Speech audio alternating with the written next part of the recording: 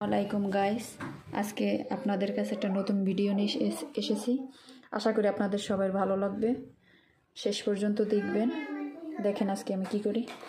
দেখেন আজকের চালের গুঁড়ি দিয়ে আমি একটা আপনাদের রেসিপি শেয়ার করব। এই দেখেন আগে থেকে ব্লেন্ডার করা এই যে চালের গুঁড়ি, দেখেন সাথে একটু লবণ দিয়ে নেব পরিমাণ মতো, যে লবণ দিয়ে নেব।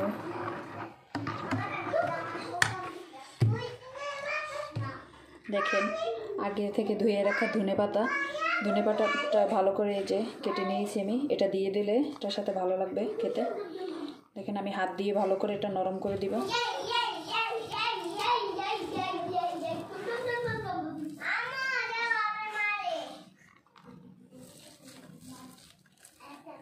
বেশি করে ধনে পাতা দিছি, ফ্লেভারটা অনেক ভালো আসবে। আর এখন তো সব ধনে পাতাটা একটু বেশি পাওয়া যায়, এই জন্য আমি একটু বেশি পরিমাণে দিছি। অনেকে পছন্দ করে না, যে যেরকম পছন্দ করেন এই পরিমাণ মতো দিয়ে নেবেন। আমি একটু পছন্দ করি ধনে পাতা, এই জন্য একটু বেশি পরিমাণেই দিলাম। দেখেন এইখানে কাঁচামরিচ, টমেটো, তারপরে পেঁয়াজ, এগুলো আমি কেটে রাখছিলাম আগেই ধুয়ে। এই যে এগুলো আমি এগুলোর সাথে দিয়ে দেব, ভালো করে হাত দিয়ে নরম করে চেপে চেপে। এই যে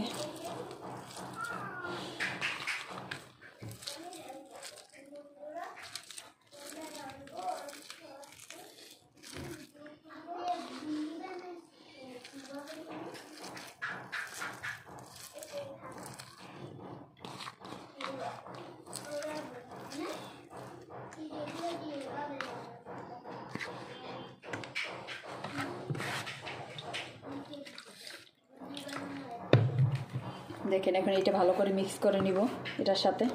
দেখেন সবগুলো একসাথে মিক্স করে নিলাম।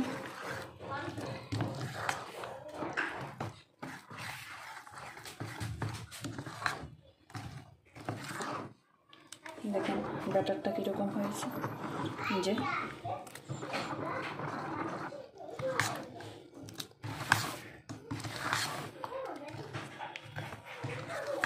সাথে চাইলে একটু আটাও ইউজ করতে পারেন, কারণ চালের গুঁড়িতে সবসময় দেখা যায় ওঠে না। সাথে যদি একটু আটা বা ময়দা থাকে দিয়ে দেন হালকা, তাহলে ভালো হয় আরও।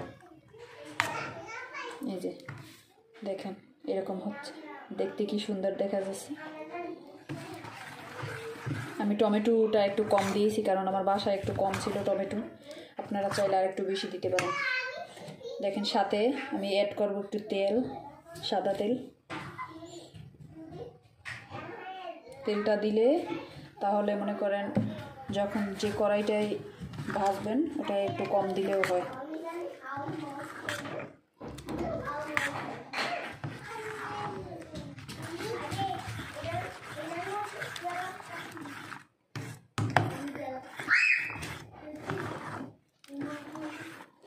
এই যে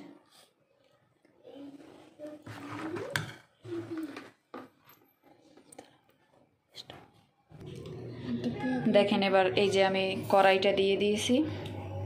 তাওয়াটা গরম হলে এই যে দেখেন গরম হয়েছে। এবার এটার ভিতরে আমি একটু তেল দিয়ে দিছি যেন নিচে লেগে না যায়। দেখেন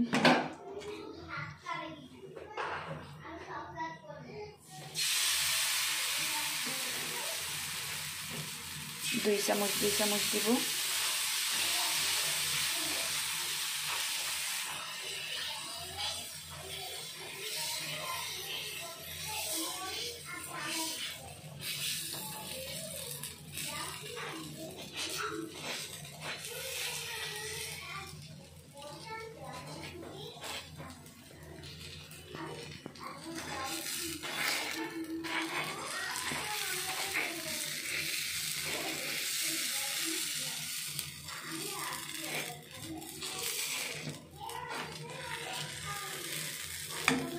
এবার আমি ঢাকনাটা দিয়ে দেব। এই যে 2-1 মিনিট রাখলে পরে দেখবেন পিঠাটা হয়ে গেছে।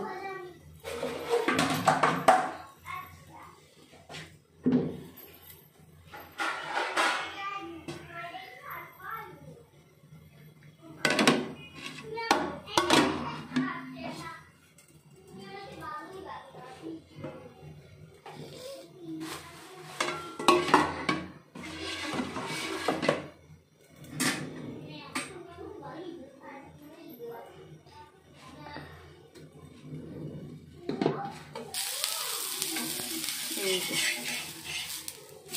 দেখেন কীরকম হয়েছে। তেলটা দেওয়ার কারণে পিছন সাইডটা বেশি একটা পড়ে নেই। এই যে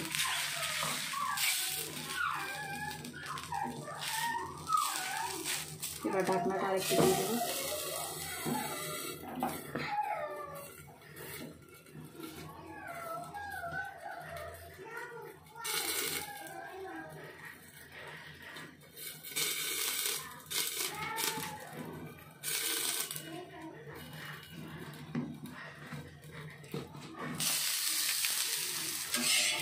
এই যে দেখেন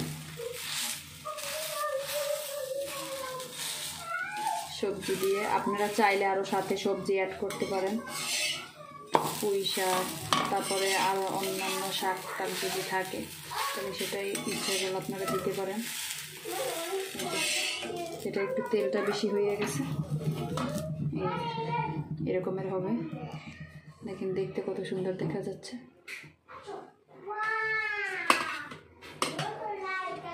সাথে ধনিয়া পাতা দেওয়ার কারণে ধনিয়া পাতার ফ্লেভার আসতেছে অন্যরকম একটা।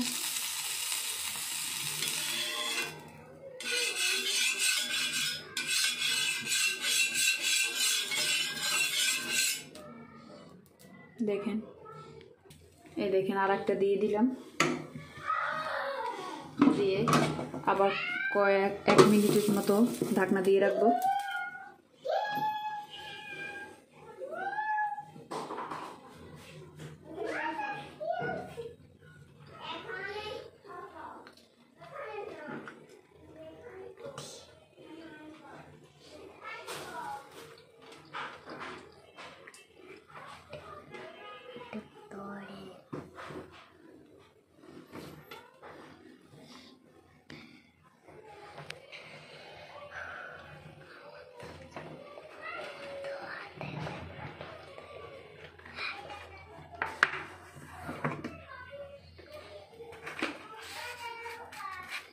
দেখেন এবার এটাও হয়ে গেছে। এই যে দেখেন এটাও হয়ে গেছে। এই সাইডটা আমি উল্টে দিলাম।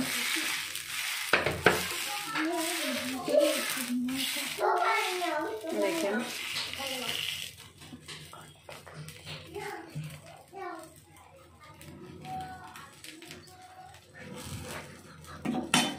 আবার একটু ঢাকনাটা দিলে এটা ভালো করে সেদ্ধ হবে।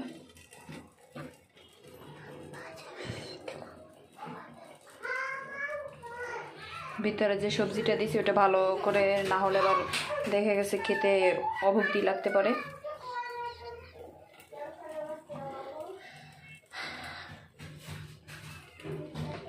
সন্ধ্যার সময় এরকম যদি ঘরে চালের গুঁড়ি বা চাল থাকে চাইলে আপনারা ভিজিয়ে ওটা ভালো করে ব্লেন্ডারের সাহায্যে মিক্স করে এরকম সবজি দিয়ে বানাই দিতে পারেন। বাচ্চারা খাবে, যাদের আমার বাচ্চারা আসলে ওরা ঝাল খেতে পারে, এই জন্য আর কি এই সব কিছুতেই আমি মরিচ ইউজ করতে পারি। আপনারা চাইলে শাকসবজিও দিতে পারেন, আরও সবজি গাজর তারপরে দিতে পারেন, যা যায় অ্যাড করতে পারেন অনেক কিছু। এই যে দেখেন এই যে এরকম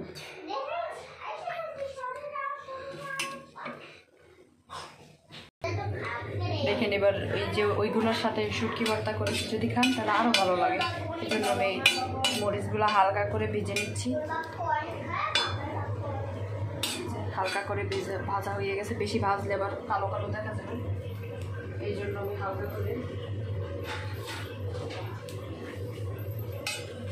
করে ভাজা হয়েছি। উঠেই যাবে, তাহলে ভর্তাটা লাল লাল থাকে, দেখতেও ভালো লাগবে। এই যে এরকম হালকা করে ভেজে নিলাম। এবার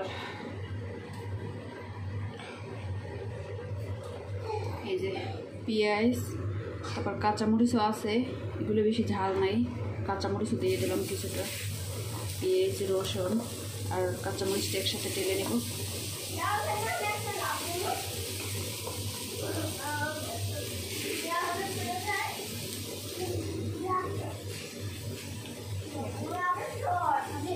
এটা ভালো করে এটা পানিটা আমি টানিয়ে নেব।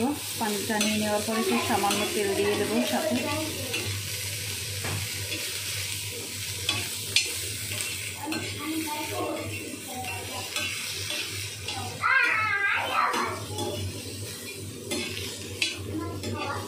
যে রেসিপিটা শেয়ার করেছি অবশ্যই করে দেখার চেষ্টা করবেন, ভালো লাগবে। যদি ভালো লাগে অবশ্যই চ্যানেলটিকে একবার সাবস্ক্রাইব করে দিবেন, লাইক করে দিবেন।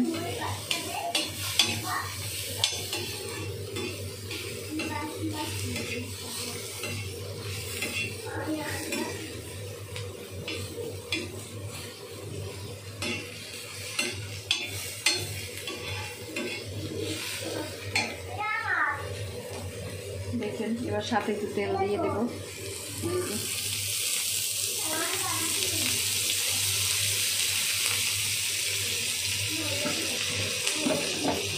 তেলটা দিয়ে এবার ভালো করে ভেজে নেব।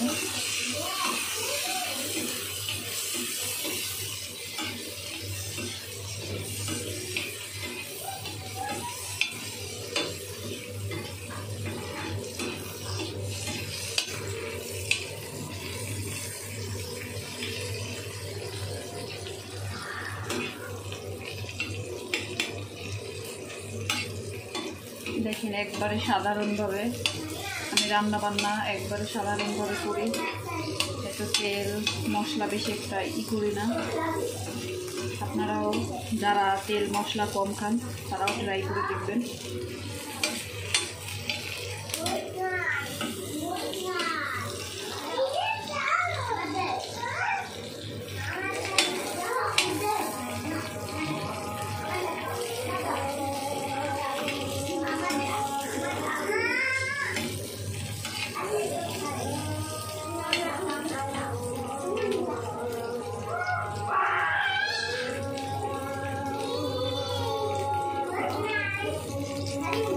দেখেন আমি একটা পরিমাণে যে লইট্টা শুটকি লম্বা ওই শুটকিতে একটা দিয়েছি, যাতে গ্রামটা একটু বেশি আসে, বেশি দিলে আবার অন্যরকম লাগবে। যেটা আমি গরম পানি দিয়ে ভালো করে ধুয়ে মাঝখানে দিয়ে দেবো, ভালো করে ভেজে নেব।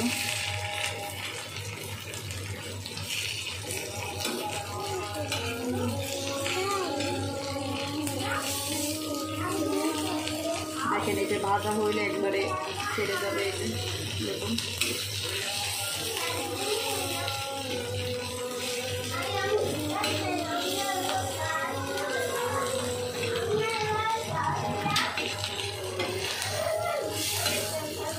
দেখুন এবার টিভির সাথে আমি এটা সুন্দর করে মিক্স করে নেব।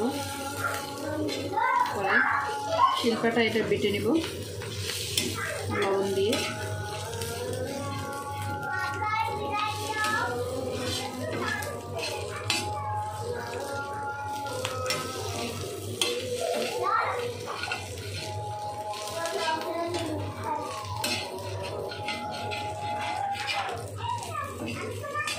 আমি ঘরোয়াভাবে যেটা রান্না করি ওইটি আপনাদের দেখানোর চেষ্টা করি। বেশি তেল বেশি মশলা দিই না। দেখুন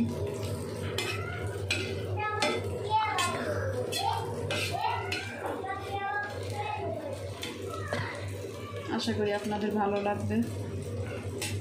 ভালো লাগলে অবশ্যই দেখবেন ভিডিওটা পুরো। এবার তেলটা আস্তে আস্তেই হোক। দেখেন এবার আমি পাটায় বেটে আপনাদের দেখাবো। এই যে দেখেন পিঠাগুলো আমার ভাজা শেষ। দেখেন কি সুন্দর দেখা যাচ্ছে। দেখেন এবার ভর্তা দিয়ে খাইলে আরও ভালো লাগবে, শুটকি ভর্তা। আশা করি আপনাদের ভালো লাগবে। সঙ্গে থাকার জন্য ধন্যবাদ। আসসালামু আলাইকুম।